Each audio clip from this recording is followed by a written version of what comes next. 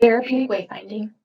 Aging causes cognitive decline and navigational loss, but so does trauma, and with even greater challenges.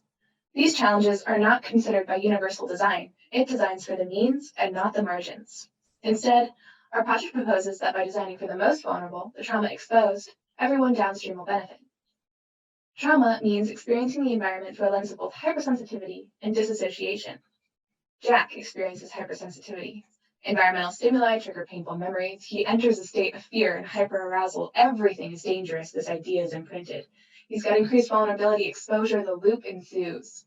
Esperanza experiences dissociation. Some experience triggers a flashback. Old feelings resurface. She's emotionally overwhelmed and withdrawals, spiraling into isolation.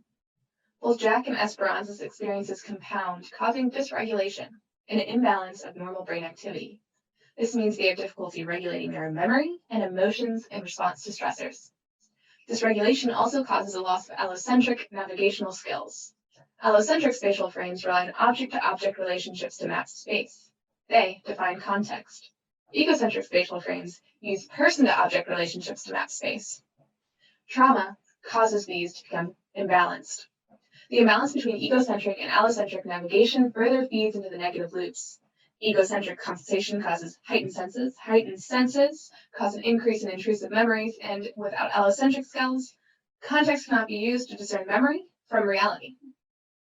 So how do we break out of this inescapable loop? Current accepted re-regulation therapies include somatic experiencing, self-awareness, allocentric retraining, all of which rely on the embodied experience to relink self with context. The realization that all of these therapies are embodied makes the case for taking them out of the product realm where they currently reside and embedding them within the built environment. That is what this project aims to do. Our project aims to embed therapies within the corridor because the corridor is an unfiltered space, inducing anxiety. Jack gets triggered by abrupt sounds, low visibility, harsh lighting. Esperanza feels overwhelmed by institutional repetitiveness, distracting patterns, and poor signage. So, how can the corridor be transformed from a disorienting space into one that's stabilizing, re-regulating? If we augment wayfinding and embed re-regulation therapies within the corridor, then this allows residents to both process the trauma and stimulate brain activity. This will in turn allow a greater sense of autonomy, stability, willingness to participate within the larger community. In an effort to understand the trauma experience, we consulted experts, developed personas, and used these insights to document existing sites from a trauma lens. We also developed a series of leading questions that guided a lit review. We used mind maps and Venn diagrams to identify gaps and overlaps in the literature. And from this, we compiled a series of design challenges and guiding principles, which all led us to here. A series of 5 design interventions that incorporate trauma-informed principles and accepted therapies into the built environment. These interventions are augmented wayfinding, spaces for pause, sensory incentives, identity anchors, and placemaking.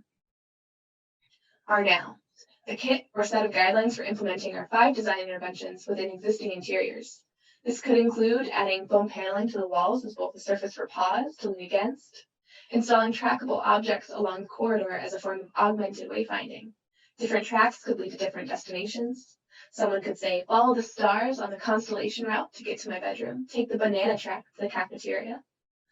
These sensory objects could also take note from somatic experiencing therapies, such as hold and release or bead tracking exercises to provide grounding. Tackable and marker surfaces could be used to exchange personalized notes and effects that build up identity anchors along the route. Are near. Subdividing common spaces and converting unused rooms along the corridor into spaces for pause. Soft soundscapes within these rooms could cue the space to passerbys while offering a soothing sensory incentive. Are far, a policy change that implements a series of minimum standards for these designs. A code change that dictates the future building must have a certain number of recharge rooms at X amount of distance along the corridor. This corridor transforms an inhibiting place to one that facilitates both mental stimulation and relief for all, especially for the marginalized, such as Esperanza and Jack. So what? Corridors are essential to most buildings regardless, and yet they contain many untapped resources. Corridors could take advantage of time spent in the in-between, harness unused space, activate latent sensory environments, all to retrain the brain and engage mental activity, bringing healing, autonomy, exploration, and in turn, healthy aging.